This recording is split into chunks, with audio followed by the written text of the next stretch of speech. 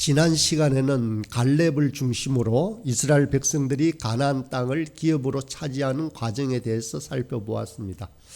오늘은 요셉 두 지파와 나머지 7지파가 기업을 차지하는 과정을 통해서 하나님의 약속을 성취하기 위해서 우리에게 꼭 필요한 것이 무엇인지에 대해서 살펴보겠습니다.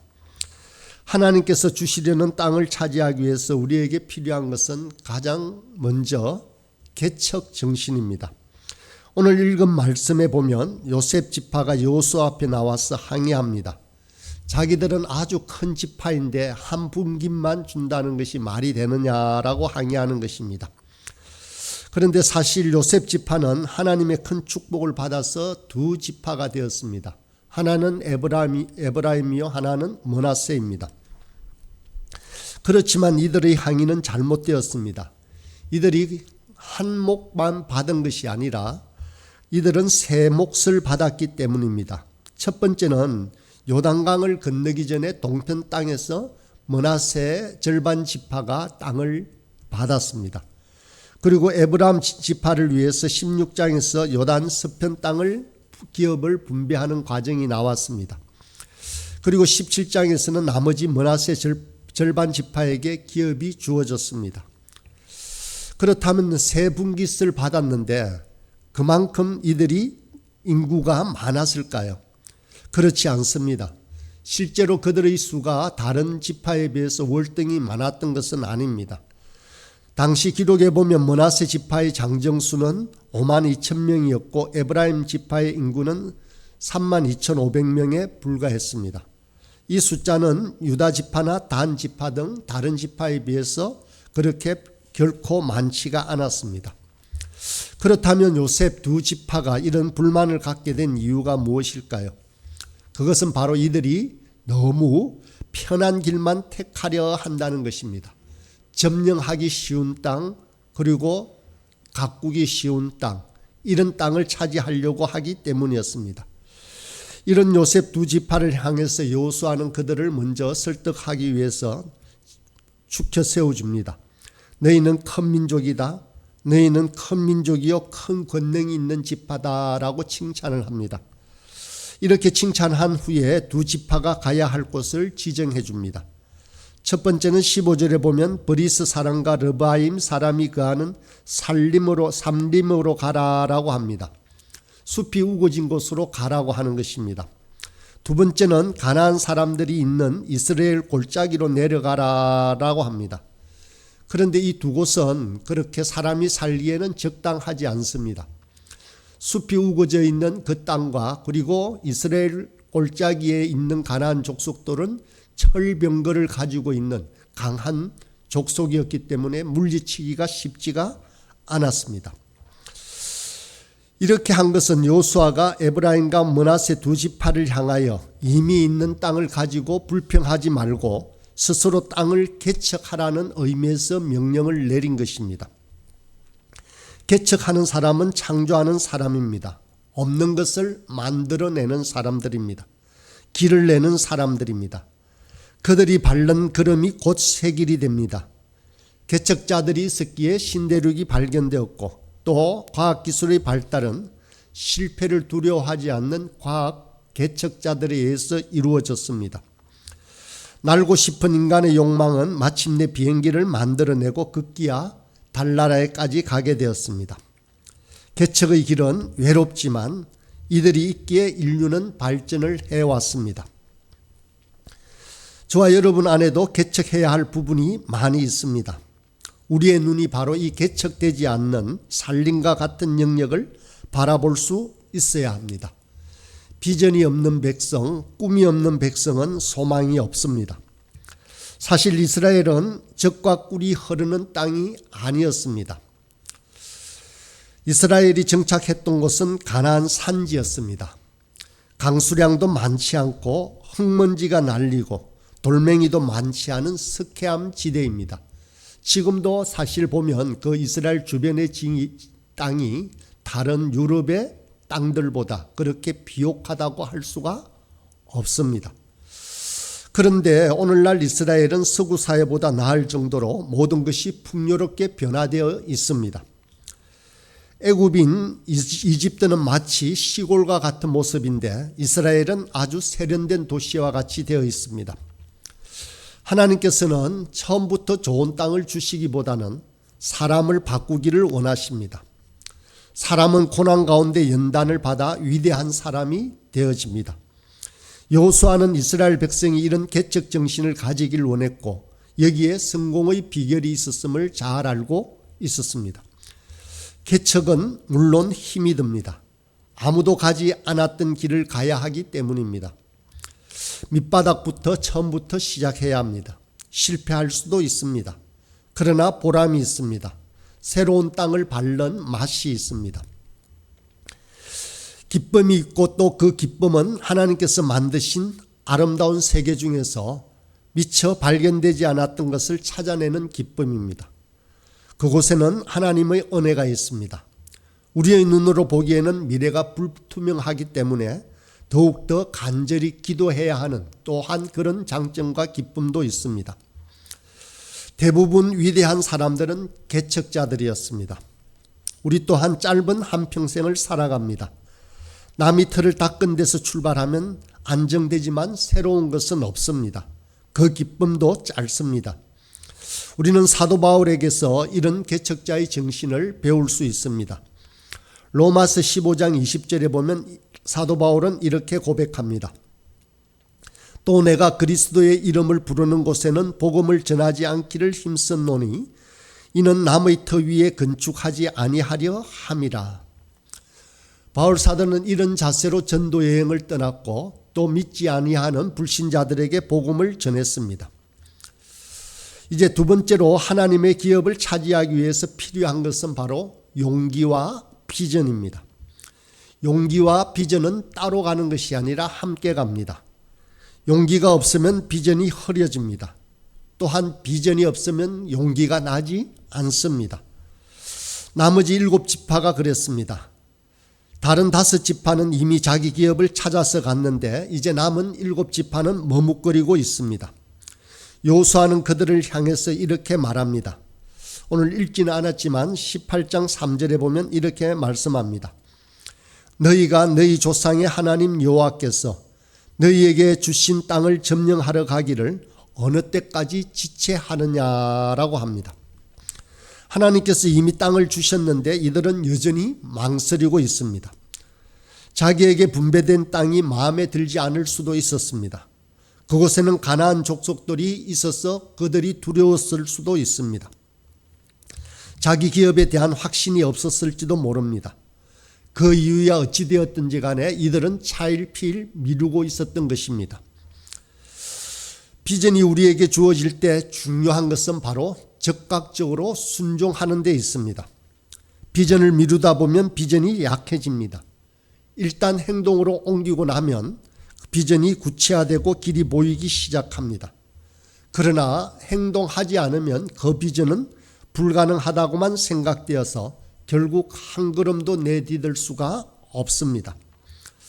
아브라함은 본토 친척 아비의 집을 떠나 내가 내게 지시할 땅으로 가라라고 하는 비전이 주어지자 아브라함은 바로 순종했습니다.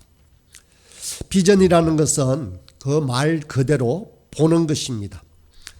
그림을 그리면 명확히 보이기 시작하고 명확히 보이면 용기가 나게 되어 있습니다. 하나님은 아브라함이 약속에 대한 꿈이 흐려질 때마다 하늘의 별을 보여주었습니다. 그리고는 별을 셀 수 있나 보라. 너희 자손이 이와 같이 되리라 라고 말씀해주고 그렇게 용기를 북돋아 주었습니다. 요셉 또한 날마다 해와 달과 11별이 자신에게 절을 하는 꿈을 꾸었습니다. 모세는 적과 꿀이 흐르는 가나안 땅에 대한 환상을 보면서 광야 40년을 견디었습니다. 비전이 잘 떠오르지 않을 때는 직접 약속의 땅을 밟아보는 것이 중요하다고 합니다. 그러면 열정이 다시 살아납니다. 우리에게도 그런 비전과 그림이 필요합니다. 그 그림을 그려가면서 우리는 한 걸음 한 걸음 가는 것입니다.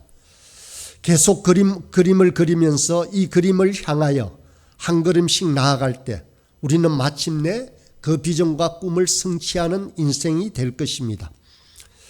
여호수아는 매우 용감한 사람이었을 뿐만 아니라 자상한 코치를 하는 코치의 모습을 보여줍니다. 요즘에는 리더십이라는 용어보다 코칭이라는 말을 잘 사용합니다. 리더는 일을 시키고 사람을 관리하는 자가 아닙니다. 진정한 리더는 운동선수들의 코치처럼 그들의 부족한 곳을 고치고 자신을 100% 개발할 수 있도록 돕는 사람이기 때문입니다. 여호수아는 꿈은 넘치지만 방향을 못 잡고 있는 요셉 두 지파에게 이 비전을 줍니다. 또 비전을 상실한 7지파 안에 있는 열정을 불러일으키고 있습니다. 이것이 참다운 지도자의 모습이라고 할 수 있습니다. 우리 스스로에게도 이 비전을 되살리는 그러한 코칭의 모습이 있어야 합니다. 여호수아의 위대한 점은 자기 것을 먼저 취하지 않았다는 점입니다. 모든 지파들이 기업을 차지하기까지 지켜보다가 그들이 그 일을 다 이루고 났어야 여호수아는 자기 몫을 취하기 시작합니다. 다음 장에 보면 19장 49절에 보면 이스라엘 자손이 자기 땅 나누기를 마치고 눈의 아들 여호수아에게 기업을 주는 장면이 나오고 있습니다. 여호수아는 에브라임의 딥납세라는 성을 기업으로 받고 그곳에서 죽음을 맞이합니다. 이제 이스라엘 백성이 하나님께서 허락하신 기업을 제대로 소유하기 위해서 마지막으로 필요했던 것은 자기 기업 안에 있는 가나안 족속을 철저히 몰아내는 것이었습니다. 그러나 대부분의 지파는 이것에 대해서 실패합니다. 가장 강성했던 유다 지파나 요셉 지파들이 그러했으니 다른 지파는 말할 것도 없습니다. 오늘 본문 17장 12절 13절을 보겠습니다. 므낫세 자손이 그 성읍들의 주민을 쫓아내지 못하며 가나안 족속이 결심하고 그 땅에 거주하였더니 이스라엘 자손이 강성한 후에야 가나안 족속에게 노역을 시켰고 다 쫓아내지 아니하였더라. 이처럼 당시 이스라엘을 대적하는 가나안 족속도 만만치가 않았습니다. 그들이 결심을 하고 거하겠다라고 하면 그들보다 더 강한 각오를 하지 않으면 쫓아낼 수가 없었습니다. 결국 이들을 쫓아내지 못하니까 이 가나안 족속들이 나중에 올무가 되어 이스라엘을 괴롭힙니다. 이 괴롭히는 모습이 사사기 2장 3절에 이렇게 기록되어 있습니다. 내가 그들을 너희 앞에서 쫓아내지 아니하리니 그들이 너희 옆구리에 가시가 될 것이며 그들의 신들이 너희에게 올무가 되리라. 옆구리에 가시가 된다라고 합니다. 만약에 우리의 옆구리에 가시가 박혀 있다면, 그래서 그것이 심심하면 우리를 찌른다라고 한다면 얼마나 괴롭겠습니까? 결국 이스라엘 백성들은 가나안 부족들이 섬기던 바알 우상에게 미혹되어서 여호와 하나님 신앙으로부터 많이 벗어나게 되고, 이 때문에 끝내는 바벨론에게 자기 기업이 되었던 가나안 땅을 빼앗기고 맙니다. 하나님께서 가나안 족속을 다 섬멸하라는 명령은 하나님께서 우리 한 사람 한 사람이 죄악과 피 흘리기까지 싸우되 그 죄와 결코 타협하지 말라라는 의미입니다. 하나님은 우리가 축복의 삶을 살기를 원합니다. 그러나 그 축복이 죄와 함께하는 축복이라면 하나님은 결코 기뻐하지 않으신다는 것입니다. 우리에게 주어지는 축복보다 더 중요한 것은 거룩함입니다. 하나님은 우리가 거룩한 기업이 되기를 원하십니다.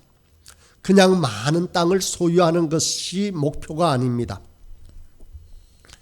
우리나라 7, 80년대 교회는 성장의 모습이 바로 그와 같은 모습이었습니다. 성장과 축복 자체가 목표가 되었지 거룩은 중요하게 생각하지 않았습니다. 그 결과 성장은 이루어졌지만 거룩은 많은 부분에서 훼손되고 말았습니다. 오늘날에도 거룩이 문제가 되어서 교회가 오히려 쇠퇴하고 세상으로부터 외면받는 현실에 이르게 되었습니다.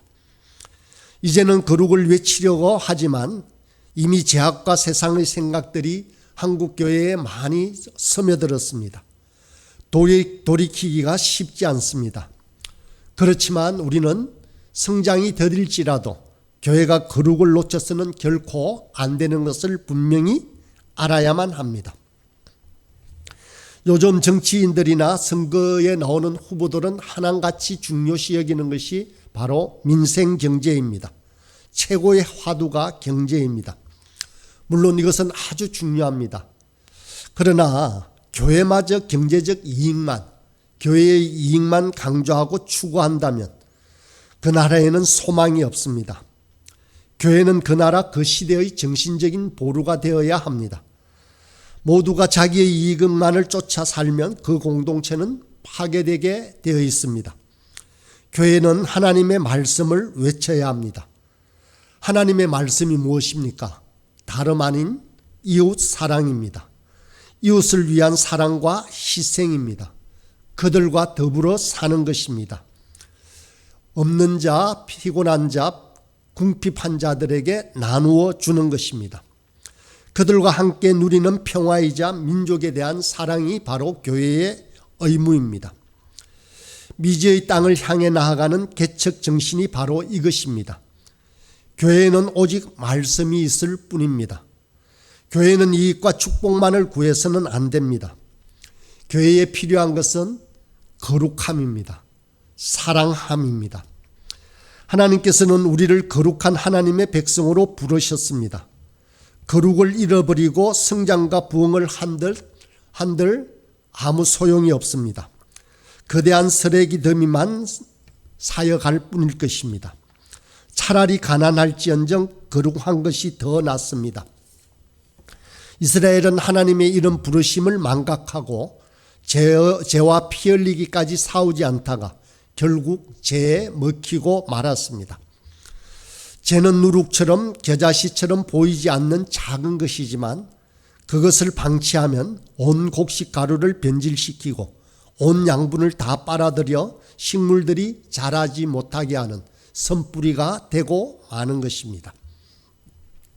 그래서 하나님은 철저히 죄악과 싸우라고 그렇게 말씀하시고 명령하십니다. 저와 여러분도 마찬가지입니다. 그래서 오늘 하루도 우리 안에 계신 성령님을 의지하며 죄악과의 싸움에서 승리하는 저와 여러분이 되길 간절히 소망합니다.